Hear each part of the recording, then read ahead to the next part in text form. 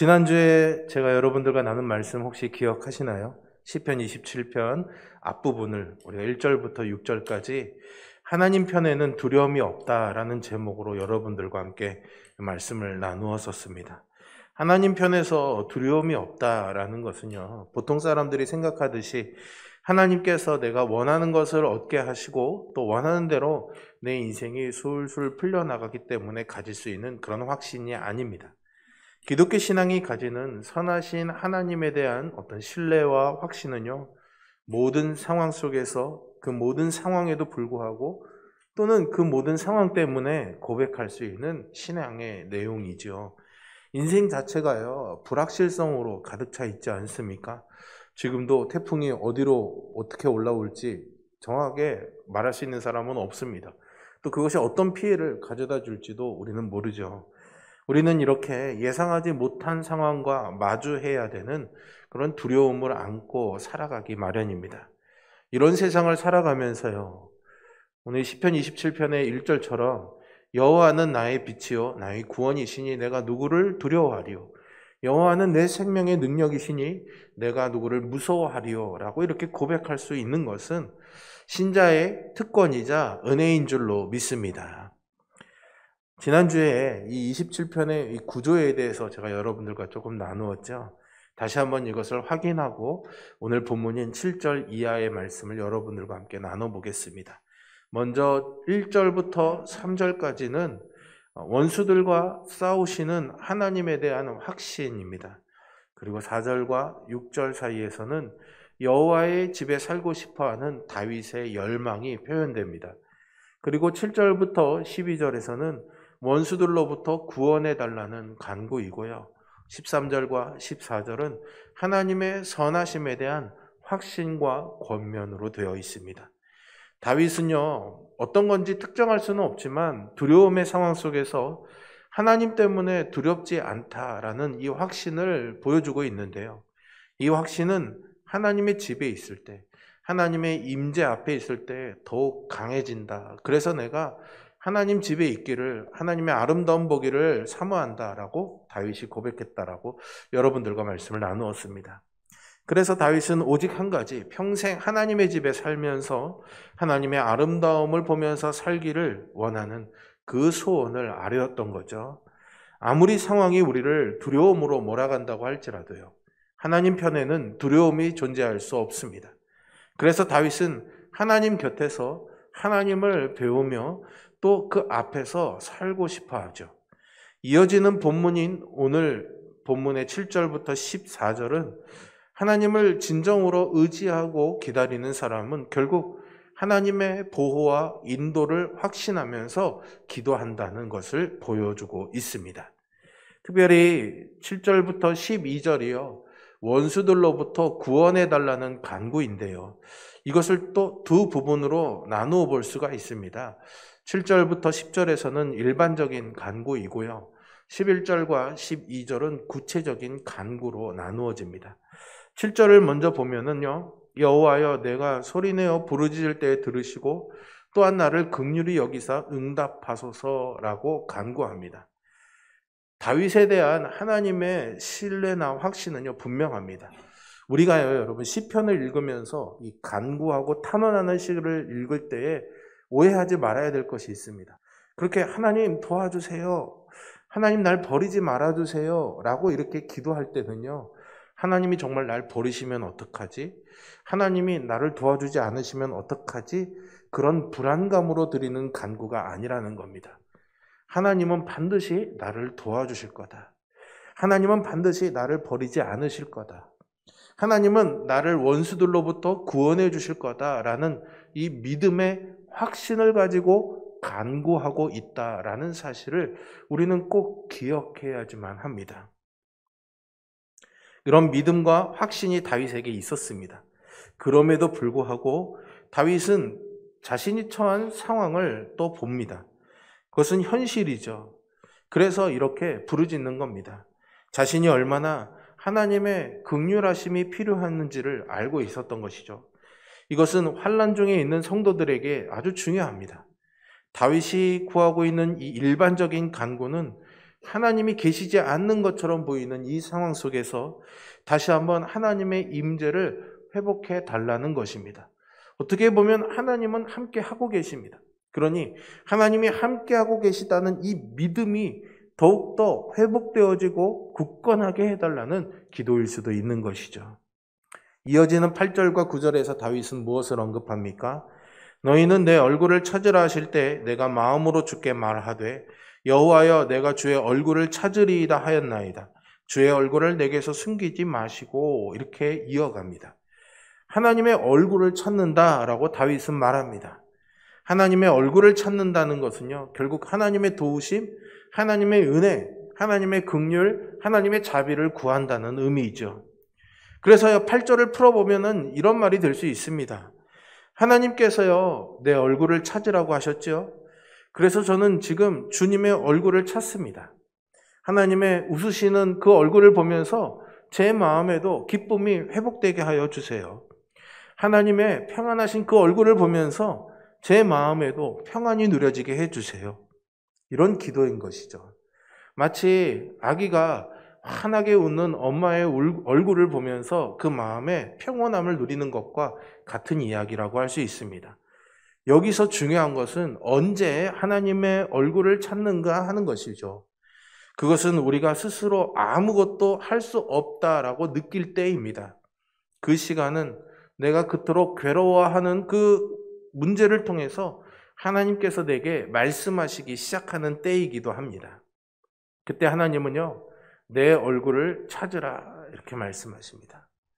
하나님께서 이렇게 말씀하시는 것은 내가 너에게 은혜를 베풀겠다라는 약속이기도 하고요. 그래서 하나님께서는 우리에게 그것을 구하라고 말씀하시는 겁니다. 나 이제 준비가 돼 있어. 너를 도울 준비와 능력도 충분히 있어. 그러니 나에게 구하렴 말씀하시는 거죠. 이 말씀을 한번 잘 생각해 보시기 바랍니다. 하나님께서 환난 날에 내 얼굴을 구하라고 말씀하심에도 불구하고 하나님의 얼굴을 찾지 않는다면 그것은 왜 그런 것일까요? 모든 사람들이요, 환난 날에 하나님의 얼굴을 구하고 은혜를 구하는 것은 아닙니다. 이것은 전적으로요, 믿음의 문제입니다. 오직 믿음의 사람들만이 하나님께 나아가 은혜를 구하죠. 하나님께서 믿음 주시기를 기뻐하신 사람들만이 하나님을 구합니다. 그러나 여기서 믿는 사람들이 알아야 할 중요한 것이 하나 있습니다. 하나님의 얼굴을 찾으며 하나님의 은혜를 구한다고 할 때에 내 얼굴을 찾으라고 말씀하신 하나님의 약속을 믿음으로 하나님께 나아가야 한다라는 것이죠. 우리가 그냥 막연하게 나아가서는 안 된다라는 겁니다. 지푸라기라도 잡는 심정으로 나아가는 것이 아니라 하나님이 하신 약속을 믿고 나아가야 한다는 것이죠. 지금까지의 말씀에 흐르는 중요한 주제를 여러분들 놓치지 마십시오. 절박한 상황, 뭔가라도 붙잡아야 되는 상황에서 하나님께 나아가는 것은 우리의 성정이지만 신자는 거기서 믿음으로 하나님 앞에 나아간다는 사실을요. 아무것도 보이지 않고 구원도 느껴지지 않지만 하나님은 여전히 나를 구원하실 거라는 믿음을 가지고 얼굴을 구할 때는 내게 구하라고 하신 그 하나님의 말씀을 믿음으로 나간다는 이것을 우리는 잊어서는 안 됩니다. 이렇게 말씀하신 하나님께서 내게 은혜 베푸시기를 기뻐하시고 쌓아두신 은혜를 부어주실 것이라는 선하신 하나님에 대한 신뢰와 확신을 가지고 우리는 하나님 앞에 나아가야 할 것입니다. 8절의 다윗의 고백을 다시 한번 살펴볼까요? 너희는 내 얼굴을 찾으라 하실 때 내가 마음으로 주께 말하되 여호와여 내가 주의 얼굴을 찾으리이다 하였나이다. 이렇게 고백하죠. 얼굴을 찾으라고 명령하신 하나님께 마음으로 순종하면서 나간다고 말하고 있지 않습니까? 이 순종이 바로 믿음이 만들어낸 순종입니다. 비록 자신은 지금 원수와 악인들 속에 둘러싸여 있고 이것이 내 현실이기는 하지만 하나님께서 얼굴을 찾으라고 하셨기에 저는 하나님의 얼굴을 찾고 하나님의 은혜를 구하겠습니다 라고 말하고 있는 거죠. 9절에서는요. 주의 얼굴을 내게서 숨기지 마시고 라고 구합니다. 주님의 얼굴을 숨긴다라는 것은요. 그 뒤에 주의 종을 노하여 버리지 마소서라는 말로 이어지는데요. 여기서 보듯이 하나님께서 은총 베풀기를 거절하실 수 있다라는 그런 뉘앙스로 느껴집니다. 다윗은요, 사실은 그런 사례를 지켜보았습니다. 자신의 전임 왕이었던 사울 왕에게서 똑똑히 목격했던 것이죠. 하나님께서 사울 왕에게서 얼굴을 숨기셨고 그를 버리셨고 그를 떠나셨습니다. 찰스 스펄전이라는 강해 설교로 아주 유명한 목사님께서 이 부분의 구절을 묵상하시면서 이런 설명을 해 놓으셨더라고요. 여기서 하나님께서 버리신다라는 것은 일시적인 유기를 잠시 버려두신다는 거죠. 떠나신다라는 것은 영구적인 유기를 완전히 떠나신다라는 그런 의미라고 그렇게 설명해 놓으셨습니다. 단어의 의미가 어떠하든지 간에요. 이것은 다윗이 사울에게서 직접 목격했던 것입니다. 여러분은 하나님의 버리심과 떠나심이 얼마나 무서운지 혹시 아십니까? 다윗이 이렇게 하나님께 구한 것은요, 그 저주의 무서움을 보고 알았기 때문입니다. 이 말은요, 반대로요, 내 인생에 아무리 험난한 곡절이 있을지라도 주님이 나와 함께 하시고 나를 향하여 환히 웃으시는 그 하나님의 얼굴을 배울 수 있다면은 나는 두려울 것이 없습니다. 라는 고백이기도 합니다. 다윗은요, 10절에서요, 한 가지를 더하고 있는데요. 내 부모는 나를 버렸으나 여호와는 나를 영접하시리이다. 라고 말합니다. 어떤 의미에서 다윗이 이 말을 했을까요? 어떤 성경학자는요, 다윗이 어린 시절 부모로부터 받았던 상처를 표현한 것이라고 설명하기도 합니다. 그럴 수도 있을 것 같습니다. 왜냐하면 그는 이새의 막내 아들이었습니다. 사무엘이 사울왕을 대신해서 왕으로 세울 사람에게 기름 붓기 위해서 이 이새의 집을 찾았을 때 이새는 다른 형제들은 다 모았는데 다윗은 부르지 않았습니다. 그래서 사무엘이 아들들이 다 여기 있느냐라고 물으니까 아직 막내가 있는데 그 막내는 양을 지키고 있습니다. 라고 이렇게 대답하죠. 어떤 이유에서 이렇게 빼놓았는지는 모르겠습니다. 어렸기 때문에 그랬을 수도 있고 왕이 될 자격이 없다라고 생각했을 수도 있겠죠. 어쨌거나 이런 일이 다윗에게 혹시라도 상처로 남을 수도 있었겠다 싶기도 합니다. 어쩌면 그렇게 언제나 형제들과 구별되는 서러움을 받았을 수도 있겠지요. 이것에 너무 많은 의미를 부여하고 싶지는 않습니다. 다윗이 이런 말을 했던 것은 자기의 개인적인 그런 감정의 표현이기도 하겠지만 사실 부모와 자식이라는 세상에서 그 어떤 것도 끊어놓을 수 없다고 생각하는 가장 강력한 이 친밀한 관계라고 할지라도 사실은 완전할 수 없다는 것을 말하는 겁니다. 하지만 하나님은 그런 부모 자식의 관계를 넘어서서 나를 영접해 주실 것이다 라는 확신을 다윗이 말하고 있는 거죠.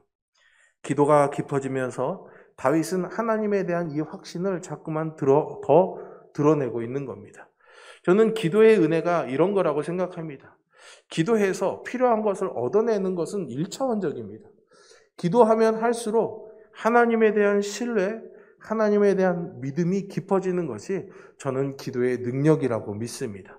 저와 여러분에게 기도할 때마다 하나님이 이런 분이셨지, 하나님은 이런 분이시야 라고 고백할 수 있는 그 믿음의 확신이 더욱더 풍성해질 수 있기를 주님의 이름으로 축복합니다. 이제 다윗은요 11절과 12절에서 더 구체적인 간구를 드립니다. 11절을 먼저 보실까요? 여호와의 도를 내게 가르치시고 내 원수를 생각하셔서 평탄한 길로 나를 인도하소서. 다윗은요 이제 옳은 길, 주의 길로 갈 수 있도록 구체적인 인도를 구하고 있습니다. 주의 도를 내게 가르쳐 주소서라고 말하는 것은 진리를 알려달라는 것이 아니라 길을 가르쳐 달라는 겁니다. 좀 더 안전한 길로 갈 수 있도록 나에게 길을 가르쳐 달라는 거죠. 다윗은 지금 내가 옳다고 생각한 길, 여기로 가면 더 안전할 거라고 생각한 길을 먼저 하나님께 말하지 않습니다.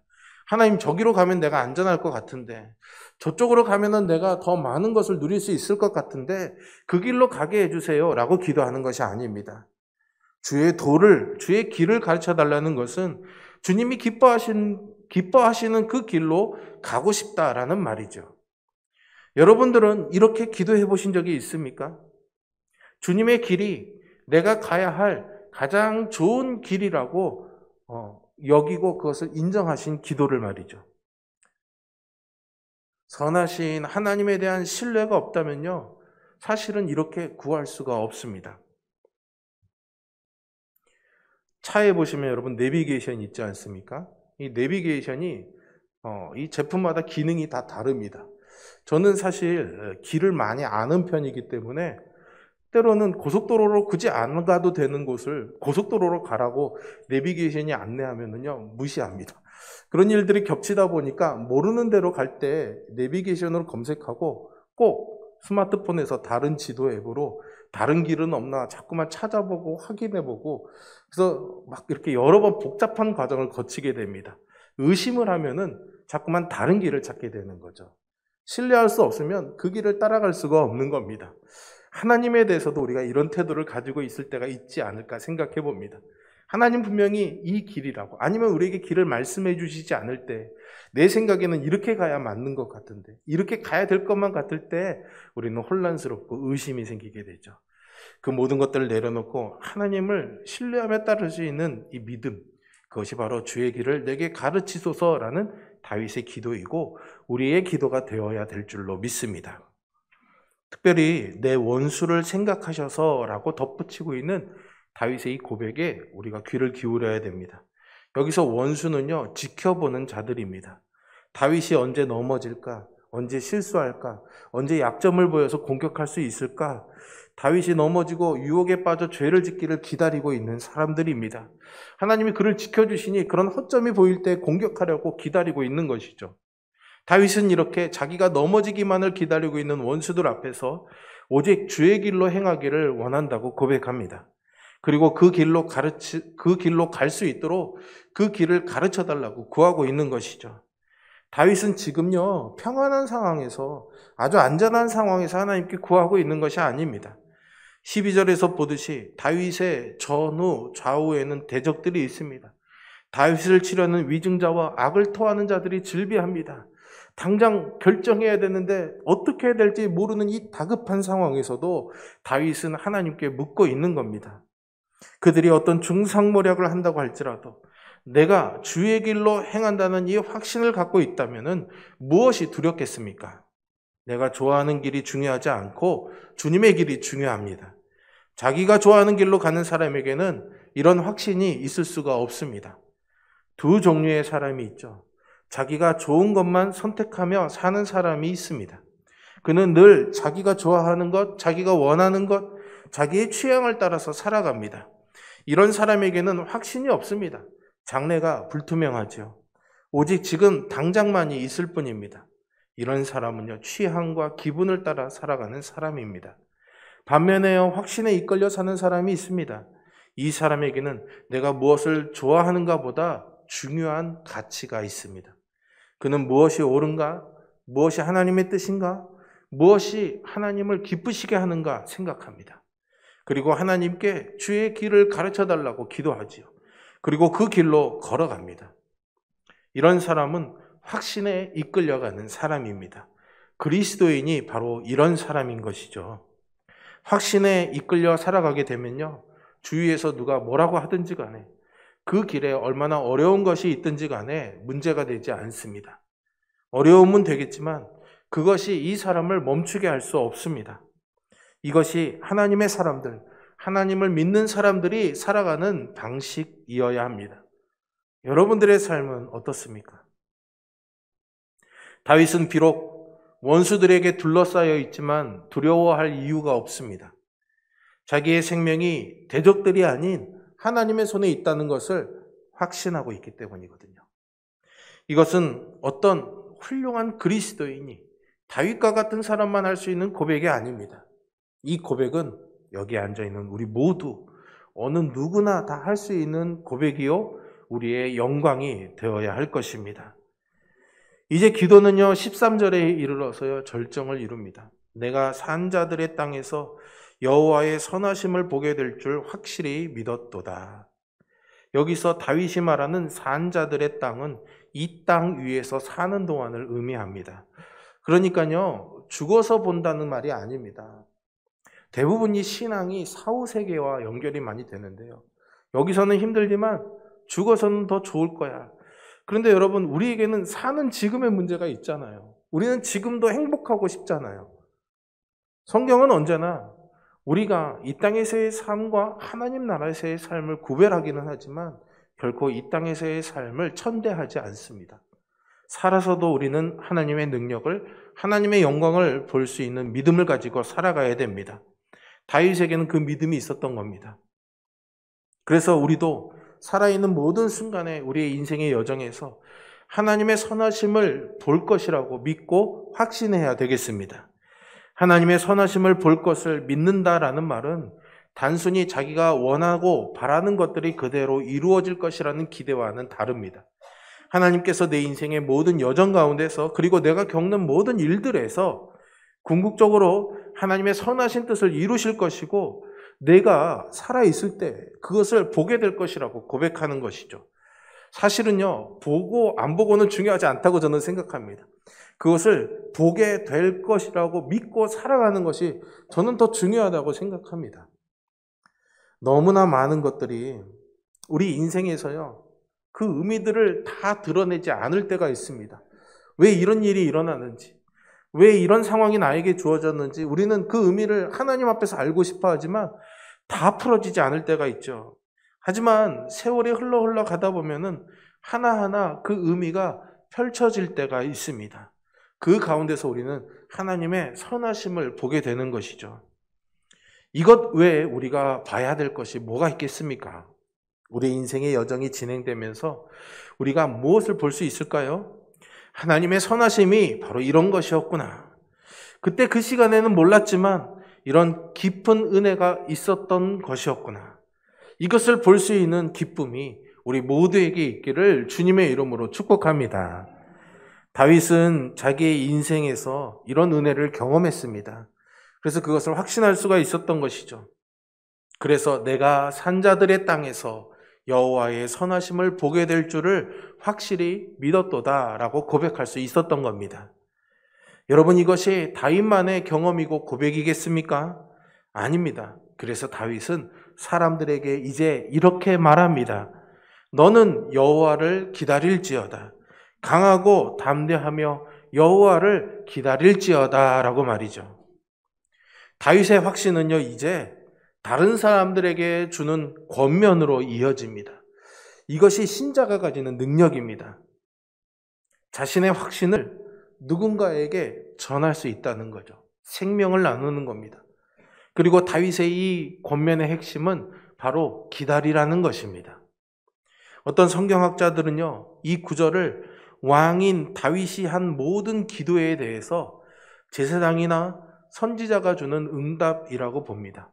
그러니까 다윗이 곤경 속에서 이렇게 기도하고 있으니까 제사장이 나서서 사람들에게 여러분, 우리 다윗 왕처럼 여호와를 기다려야 됩니다 라고 말하는 그런 형식이라는 거죠. 그런데요, 다윗이 지은 많은 시편들을 보면은 그의 고백과 그의 확신이 사람들을 향한 도전과 권면으로 이어지는 것을 보게 됩니다. 그러니 이 시편에서도 14절은 다윗의 이런 확신에서 흘러나오는 권면으로 이해하는 것이 더 좋을 것 같습니다.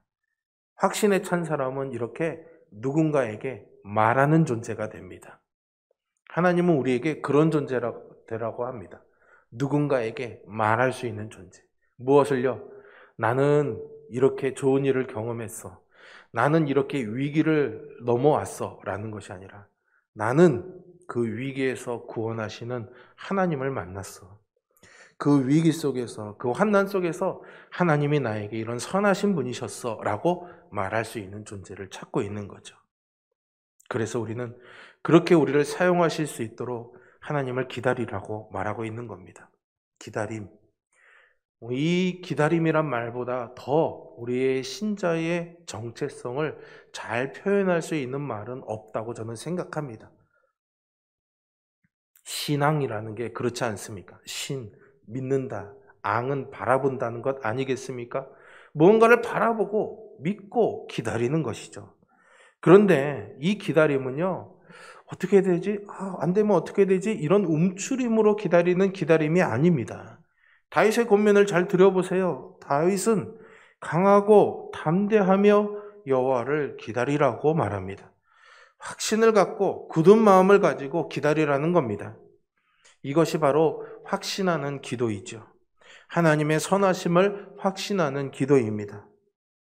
사실 하나님을 기다린다는 것이 말처럼 그렇게 쉽지는 않은 것 같습니다. 때로는 참 버겁고 힘듭니다. 하지만 여러분 꼭 기억하십시오.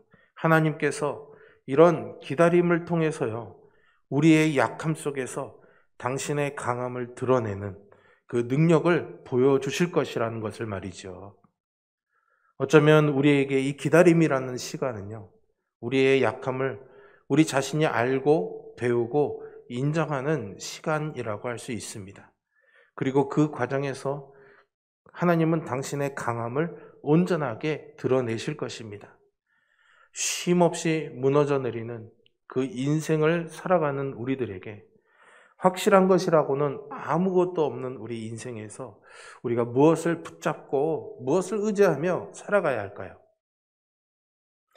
부모 자식의 관계가, 부부의 관계가 무너지고 있는 이 세상 속에서, 심지어는 신앙 안에 있는 관계들도 무너지고 있는 이 상황 속에서, 수많은 배신과 속임이 있는 이 땅에서 우리는 과연 무엇을, 누구를 믿으며 살아가야 할까요? 어떻게 우리는 두려움 대신에 확신을 가지고 살아갈 수 있을까요? 다시 한번 오늘 다윗의 이 기도가 우리에게 중요한 이유가 여기에 있습니다. 다윗은 이렇게 고백합니다. 여호와는 나의 빛이요 나의 구원이시니 내가 누구를 두려워하리요. 여호와는 내 생명의 능력이시니 내가 누구를 무서워하리요. 여호와를 기다리는 자는, 여호와를 기다리라고 말하는 자와 함께 이렇게 고백하게 될 것이라고 저는 믿습니다. 여러분들이 그렇게 기다리는 사람, 또 누군가에게 여호와를 기다리라고 말할 수 있는 확신이 있는 그런 성도가 되기를 주님의 이름으로 축복합니다.